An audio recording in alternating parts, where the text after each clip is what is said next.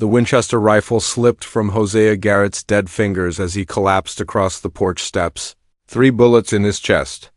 His wife Prudence screamed from inside the ranch house, her cry swallowed by the thunder of hoofbeats and the whooping of the Cutler gang as they circled the property, like wolves around wounded prey. 16-year-old Violet Garrett pressed herself against the kitchen wall, her father's hunting knife clutched in trembling hands. Through the window she counted 8 riders, their faces masked with bandanas, their intentions clear as the smoke rising from the barn they'd just torched. The Garrett ranch sat 3 hours from the nearest town, nestled in a valley where screams carried nowhere but up to an indifferent sky. "Come out! Come out!" Billy Cutler's voice rang through the afternoon air, cruel and mocking. "We know old Garrett's got a strongbox somewhere. Make this easy on yourselves." Prudence crawled across the floor to her daughter, blood seeping from a gash on her temple where a stray bullet had grazed her. "The root cellar?" she whispered. "Hide yourself there. Don't come out no matter what you hear." But Violet couldn't move, her eyes fixed on something beyond the window that made her heart stop entirely.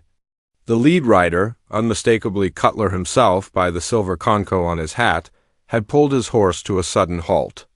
His hand shot up, freezing his men mid-advance.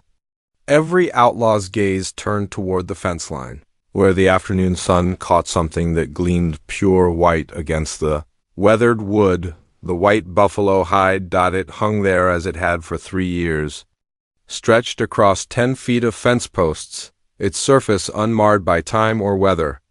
The sacred hide her father had won in a poker game from a Lakota medicine man passing through. A game where Hosea had bet his last dollar and the deed to 40 acres. The old man had laid down the hide with shaking hands and said words in his language that Hosea never understood. But Violet had memorized the look in his ancient eyes. Reverence, warning, power. Cutler's horse sidled nervously, foam at its mouth. The outlaw leader stared at the hide as though it might spring to life. His right hand, which had been reaching for his pistol, now hung motionless at his side. "Boss?" One of his men called out, uncertainty creeping into his voice. "What are we waiting for?" But Cutler didn't answer.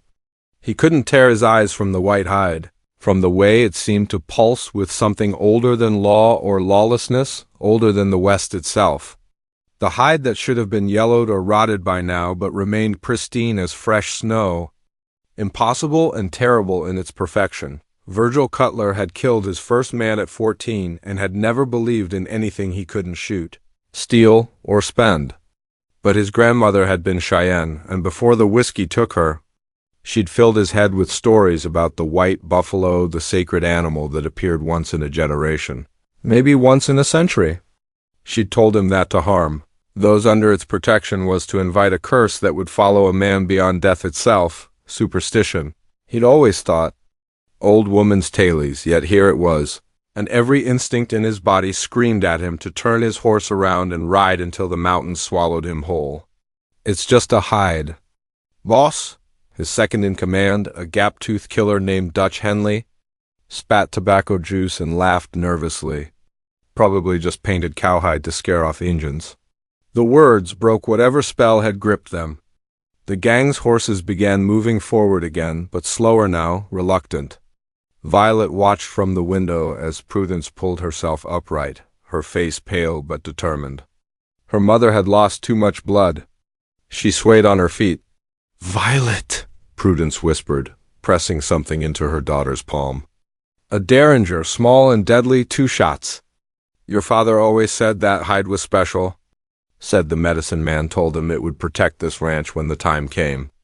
"I never believed it, but maybe," she coughed, red staining her lips, "maybe you need to believe it now." The front door exploded inward, kicked off its hinges. Dutch Henley stood in the doorway, pistol raised, his eyes adjusting to the dimness. Behind him, 2 more outlaws pushed inside, their boots heavy on the wooden floor. "Well, well," Dutch grinned, his gaze falling on Violet. "Looks like we found something better than gold." Violet raised the derringer with both hands, her arms shaking so violently she could barely aim. Dutch laughed, a sound like breaking glass, outside, Cutler remained frozen on his horse, staring at the white hide. The sun had shifted, and now light seemed to emanate from within the hide itself, casting strange shadows that moved against the natural direction of the wind. He could hear his grandmother's voice in his memory, chanting words he'd forgotten he knew. Then he heard the gunshot from inside the house. The Derringer's report was sharp and final. Dutch Henley stumbled backward, clutching his throat, surprise written across his face in the moment before he toppled off the porch. The other two outlaws rushed toward Violet, but Prudence threw herself between them and her daughter, taking a bullet meant for the girl. "Ma!" Violet's scream tore through the valley. Something shifted in the air. Cutler felt it like a physical blow, a pressure that made his ears pop and his vision swim. The white hide on the fence began to ripple despite the still air, and for one impossible moment, he could have sworn he saw the shape of a massive buffalo standing before it, its eyes black as eternity and fixed directly on him. His horse reared, nearly throwing him.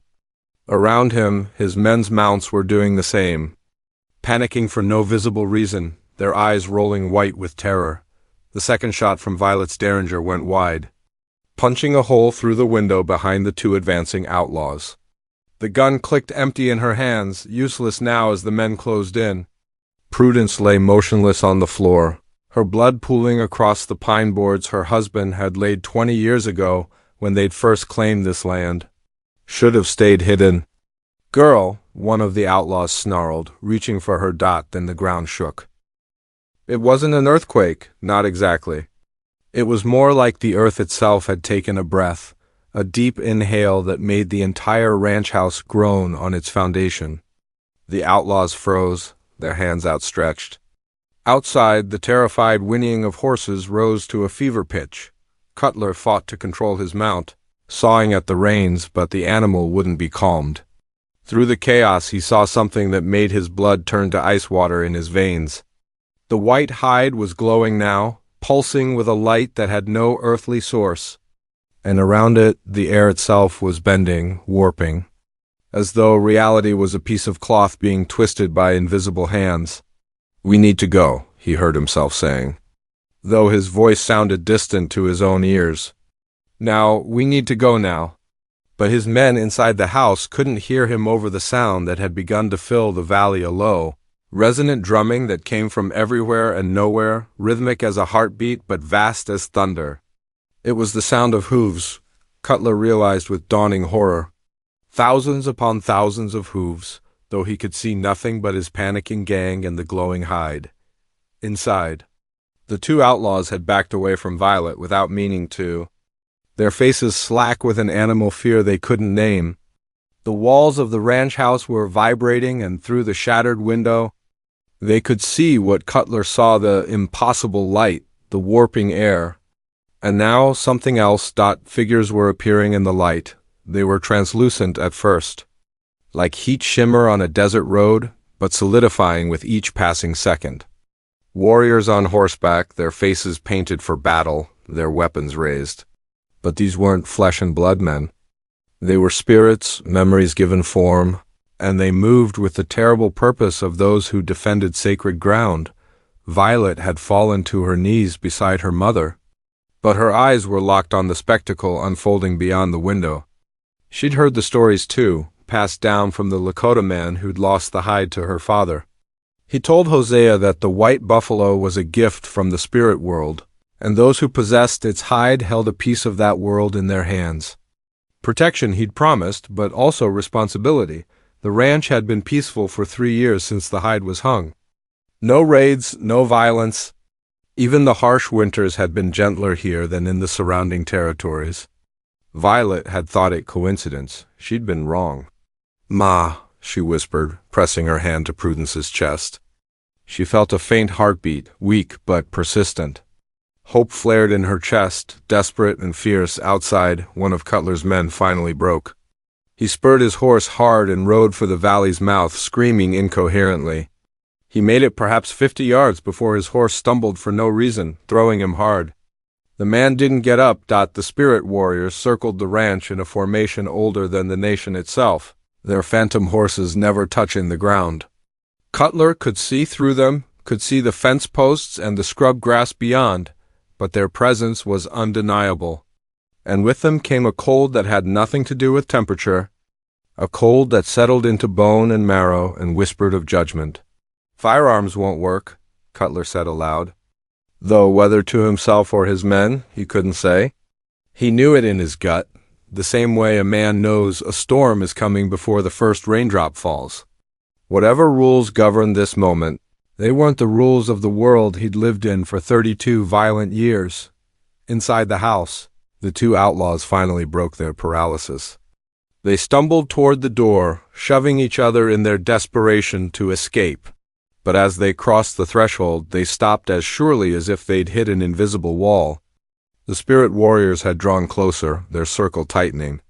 And now Violet could see their faces clearly. They were old and young, scarred and unmarked, but every one of them wore the same expression: solemn duty. These were the guardians the medicine man had spoken of, the protectors bound to the white buffalo's legacy. They wouldn't kill, Violet understood instinctively, but they wouldn't let the desecrators leave either. "What do they want?" One of the outlaws whimpered, all his earlier bravado evaporated. "What do we do?" Violet rose on shaking legs, still clutching the empty derringer. She stepped over her mother's still form, each movement deliberate, and walked toward the door. The outlaws shrank back from her as though she'd become something other than a 16-year-old girl in a torn calico dress. "They want you to witness," she said, surprised by the steadiness in her own voice. The words came from somewhere beyond her, channeled through her like water through a creek bed. "They want you to understand what you tried to destroy." She walked past the outlaws, past Dutch Henley's body cooling on the porch, past her father's corpse that she couldn't bear to look at yet. She walked to the fence where the white hide hung, and as she approached, the light emanating from it grew gentler, welcoming rather than wrathful. Violet placed her palm against the hide. It was warm, alive in a way that transcended mere preservation. Beneath her hand, she felt the heartbeat of something vast and patient, something that had been waiting for this moment. Since the hide was first stretched across these posts, the spirit warriors parted their circle to let her through, their horses pawing at air. She stood among them, this slip of a girl with blood on her dress and grief in her eyes, and she understood finally what her father had been protecting all these years. It wasn't just the hide. It was the promise it represented that some things remain sacred in a world bent on taming and claiming. Everything it touched, Cutler met her eyes across the distance. In them he saw something that made him feel small and old despite his relative youth. Not hatred, not even anger, just a terrible, ancient knowing. "You can't leave," Violet said, and her voice carried unnaturally across the valley. "Not until you make it right. Make what right." Cutler's voice cracked. "Your pa's dead. Your ma's dying. What's there to make right?" But even as he said it, he knew. The spirits knew. The land knew. The sun had begun its descent toward the western mountains, painting the sky in shades of amber and crimson. The spirit warriors remained motionless, their circle unbroken, while Cutler's gang sat on their horses like men turned to stone. Minutes passed, or perhaps hours. Time had become unreliable, elastic. "My grandmother told me a story," Cutler said finally, his voice hoarse. He was speaking to Violet, to the spirits, to himself, about a white buffalo calf that appeared to her people during a time of famine. The calf led them to a valley where game was plentiful, where the streams ran clear, saved the whole tribe from starving. She said that Buffalo was a messenger, a bridge between this world and the next. He dismounted slowly, his movements careful, and walked toward the fence. His remaining men watched but didn't follow. Fear had rooted them in place more effectively than any order. She said that when the calf left, it shed its hide as a gift. And whoever possessed that hide carried the responsibility of being a bridge too, between mercy and justice, between the living and the dead. He stopped 10 feet from where Violet stood beside the glowing hide. "I never believed her. Thought she was just drunk and rambling." "You believe now," Violet said. It wasn't a question. "Hard not to?" Cutler's laugh was bitter. "But believing doesn't change what I done?" Don't change that your pa's dead by my hand, even if I wasn't the one who pulled the trigger. Don't change that your ma's dying. No, Violet agreed. It doesn't. Behind her, one of the spirit warriors moved forward. This one was ancient, his face lined with centuries rather than years, and Cutler recognized the look in those ethereal eyes. It was the same look his grandmother had worn in her final days. When the veil between worlds had grown thin for her, the spirit pointed not at Cutler, but toward the house. Toward Prudence, Violet turned, sudden hope flaring in her chest. She ran back to the house, her skirts tangled around her legs, and knelt beside her mother. Prudence's breathing had grown shallow, each breath a struggle. But her eyes were open, focused on her daughter's face. "The hide," Prudence whispered. "Bring me." "To the hide." "Ma, you can't move." "You'll do it." Cutler moved without thinking. He crossed the threshold where his men still stood frozen, lifted Prudence's broken body with surprising gentleness, and carried her out to the fence. Violet followed, tears streaming down her face. Unsure whether to protest or pray, he laid Prudence down on the ground directly beneath the white hide. The moment her back touched the earth, the light from the hide intensified, cascading down like waterfall of luminescence. It covered Prudence completely. Obscuring her form, the ancient spirit warrior raised his hands and began to chant in a language that predated English, predated Spanish, perhaps predated language itself. The other warriors joined him, their voices blending into a harmony that made the air itself vibrate. Violet felt her knees give out. She knelt beside her mother's glowing form, reaching out but afraid to touch, afraid to disrupt whatever was happening. Beside her, Cutler had removed his hat, his head bowed. Lips moving in what might have been prayer or confession, the light pulsed 3 times, each pulse synchronized with Violet's own heartbeat. Then slowly it began to fade, withdrawing back into the hide like water being absorbed by thirsty soil. Prudence lay motionless on the ground, but the blood had stopped flowing. Her wounds had closed, leaving only faint scars where bullets had torn through flesh. Prudence's eyes fluttered open, clear and focused in a way they hadn't been since the shooting began. She drew in a deep, shuddering breath, her hand rising to touch the healed wound on her temple. "Violet?" Her voice was weak but steady. "I'm here." "Ma, I'm right here." Violet collapsed forward, gathering her mother into her arms. Sobbing into her shoulder with a relief so profound it felt like drowning, the spirit warriors' chanting faded into silence.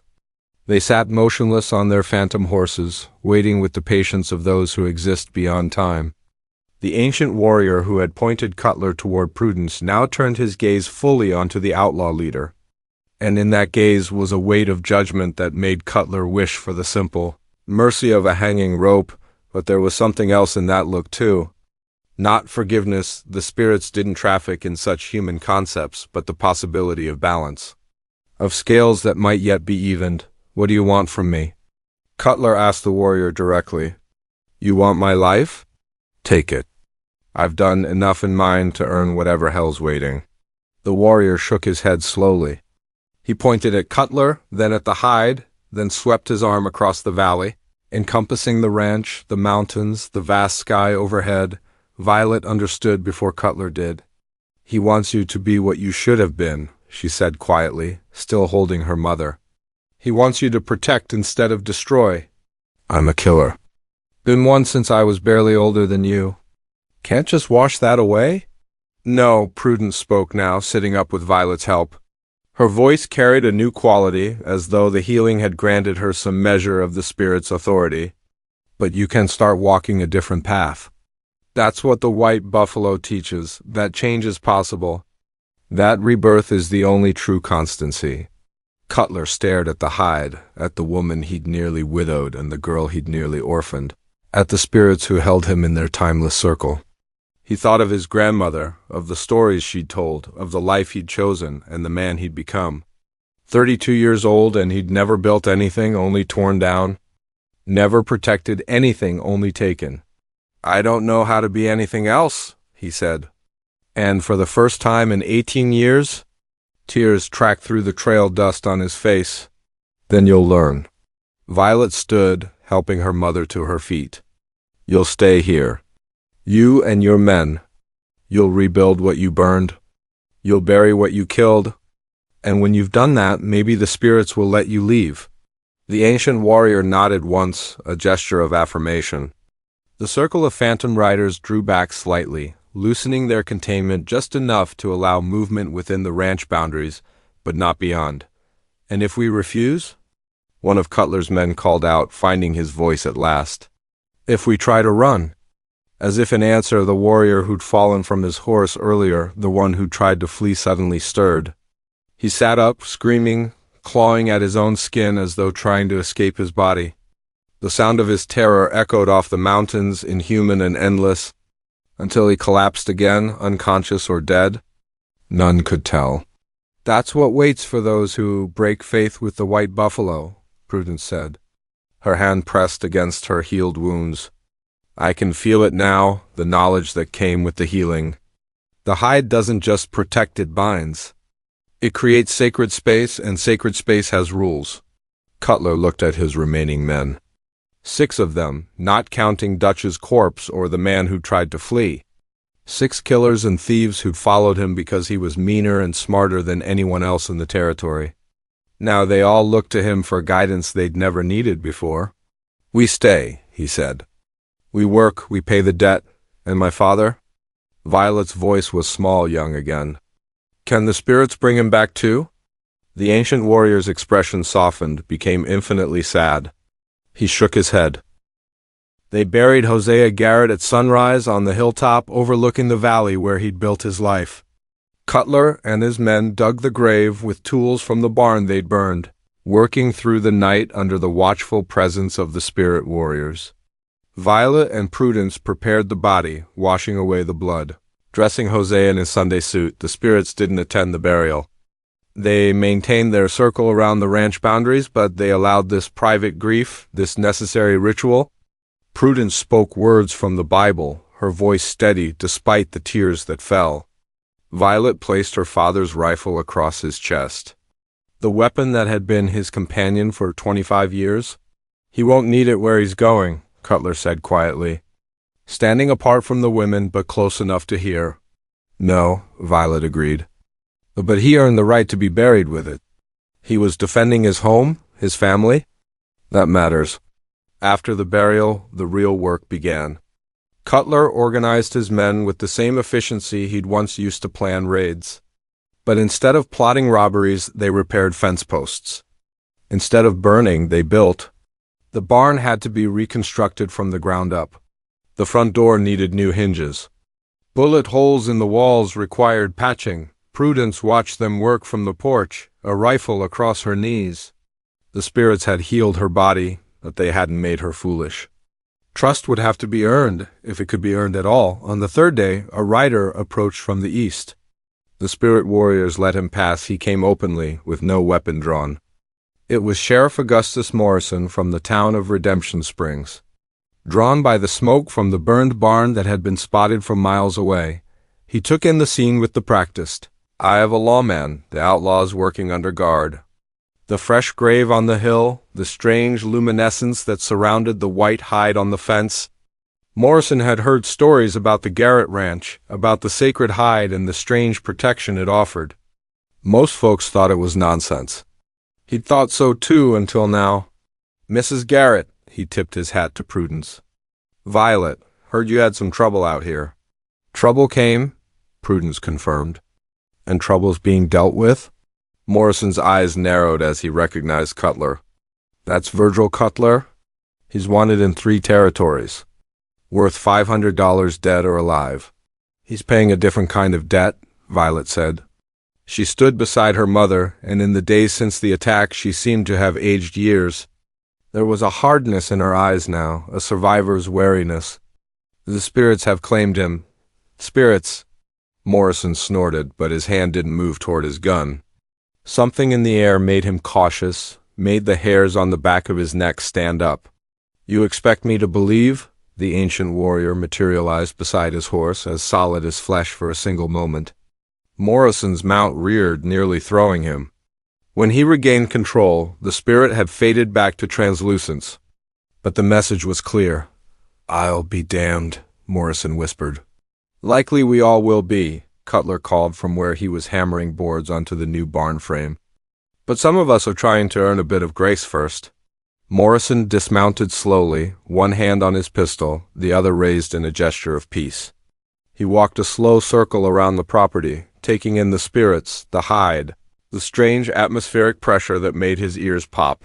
Finally, he returned to the porch. "I've been sheriffing for 12 years, he said. "Seen just about everything. But this—" He shook his head. "How long they got to stay?" "Until the debt's paid," Prudence said. "However long that takes? And you're all right with this? With letting your husband's killers walk around free, working your land?" "Free?" Violet laughed, a sound without humor. "Look at them, Sheriff." "Really look." Morrison did. And he saw what he'd missed before, the way Cutler's men moved with the jerky awkwardness of marionettes, their choices not quite their own. The spirits weren't just watching. They were compelling, guiding, ensuring the work was done with a standard of care no outlaw would naturally possess. "They're prisoners," he realized. "Just not in a jail I recognize." The weeks passed, and Redemption Springs watched the Garrett Ranch with a mixture of fear and fascination.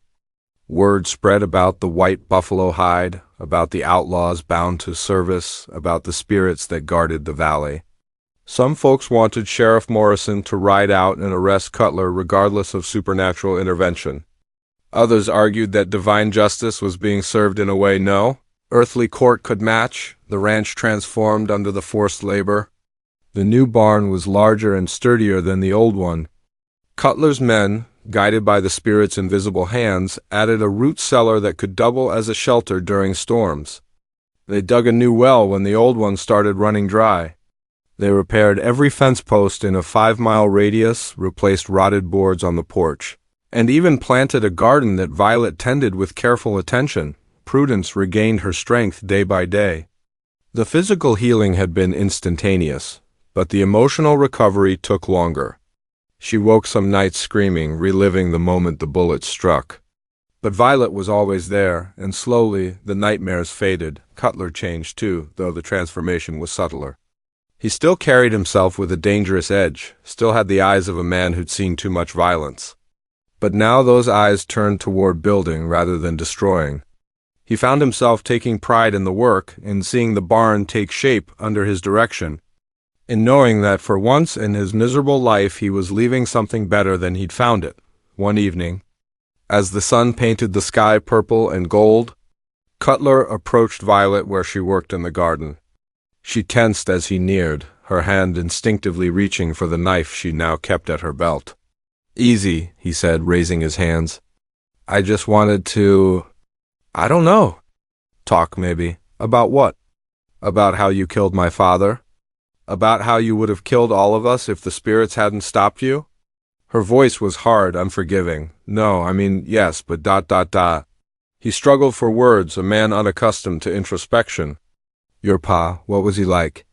Violet studied him for a long moment, weighing whether he deserved an answer. Finally, she set down her hoe and sat on the ground, legs crossed. After a moment, Cutler sat too, keeping a respectful distance. "He was kind," she said. "He didn't talk much, but when he did, people listened because they knew he meant every word. He taught me to ride when I was 5, taught me to shoot when I was 10. He said a woman in the West needed to be able to protect herself, needed to be strong. He was right about that. He won that hide off a Lakota medicine man in a poker game," Violet continued, her eyes distant.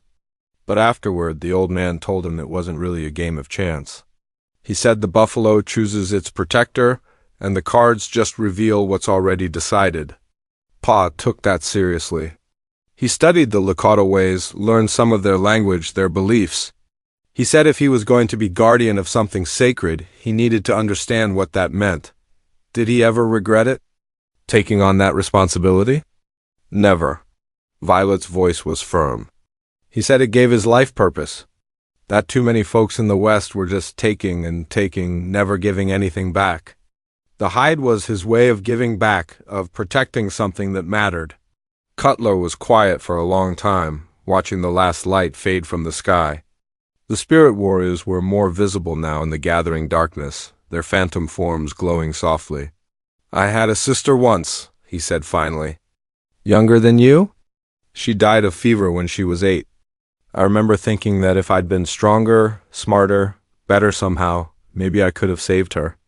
Maybe I could have gotten the doctor faster or had money for medicine." He picked up a handful of dirt, let it sift through his fingers. "Instead, I turned mean. Figured if the world was going to take from me, I'd take back twice as hard. That's not justice. That's just spreading the hurt around. I know that now. Took a white buffalo hide and an army of ghosts to teach me, but I know it."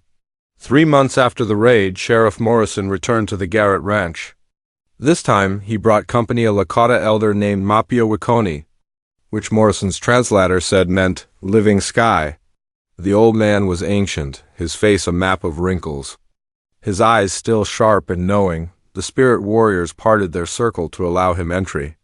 The ancient warrior who'd orchestrated Prudence's healing materialized fully, and the two men won flesh. One spirit greeted each other with the familiarity of old friends. They spoke in Lakota for several minutes while Violet, Prudence, Cutler, and Morrison watched. Finally, Mapio Wiconi turned to face the assembled group. "The spirits tell me the debt is nearly paid," he said in accented but clear English. "The ranch is restored. The sacred space has been honored. But one thing remains." "What?" Cutler asked, though he thought he already knew. "Understanding must be permanent, not just temporary. The White Buffalo's gift is not just protection for this place, but wisdom for those who encounter it. You were brought here to learn, Virgil Cutler, to be transformed. But transformation is not complete until the lesson is carried forward." Mapio Wiconi approached the white hide, placed his weathered hand against it. The hide pulsed with gentle light at his touch. "This hide will remain here, protecting this ranch and this family. But you must carry its teaching out into the world. You must become what you were meant to be. And what's that? A guardian like Hosea Garrett was. A protector of what is sacred. The West is full of men who take. It needs more who give." Cutler looked at his men, who'd been watching silently. They'd changed too, he realized. The cruelty had been worked out of them through months of honest labor, replaced by something that looked almost like purpose. "We're not lawmen," he said. "We're not heroes." "No," Mapio Wiconi agreed. "But you could be good men. That's sufficient." The ancient warrior raised his hands, began the same chant he'd used when healing Prudence. The other spirits joined in, and the sound swelled until it filled the entire valley. The light from the white buffalo hide grew brighter and brighter, until everyone had to shield their eyes. When the light faded and Violet could see again, the spirit warriors were gone. The circle was broken. The pressure that had hung over the ranch for 3 months had lifted like morning fog burning away. Cutler stood, testing his freedom. He could leave now? He knew it in his bones. The spirits had released him, but he didn't move toward his horse. "I figure I owe you about 20 more years of work," he said to Prudence. "For your husband's life? For nearly killing you and your daughter. 20 years seems like a start, anyway." Prudence studied him for a long moment. The rifle was still across her knees, would always be there now. But her finger wasn't on the trigger. "You'd stay? Freely?" "The spirits made me a better man than I was. Be ashamed to waste that." He looked at Violet. "With your permission, Miss Garrett, I'd like to make this ranch the finest spread in the territory. I'd like to build something worth protecting." Violet stood, walked to where her father's grave marked the hilltop. She stood there for several minutes, communing with the dead, asking advice from someone who could no longer answer. When she returned, her decision was clear. "You stay, you work for wages like any hired hand. You follow my mother's orders without question. You treat this land and this hide with the respect they deserve. And if you ever give me reason to doubt you," she patted the knife at her belt. "Well, the spirits might not be watching anymore, but I will be." Cutler extended his hand. After a moment, Violet shook it. His grip was firm but gentle, the hand of a man who'd learned the difference between strength and violence. Sheriff Morrison shook his head in disbelief. If I told this story in town, nobody would believe me. Then don't tell it, Prudence said. Some things are meant to stay private, sacred. Mapio Wicconi smiled, his face crinkling into 1,000 wrinkles. The white buffalo gives its gifts freely, but those gifts are not for casual sharing. This ranch, this family, these men, they are bound now by something deeper than law or custom. They are bound by truth. As the sun set on the Garrett ranch, Violet stood beside the white buffalo hide and thought about her father, about transformation and redemption, about the strange and sacred forces that still move through the West despite all attempts to tame it. The hide glowed softly in the dying light, warm and alive, a bridge between worlds and a promise that some things, some very important things, remained worth protecting.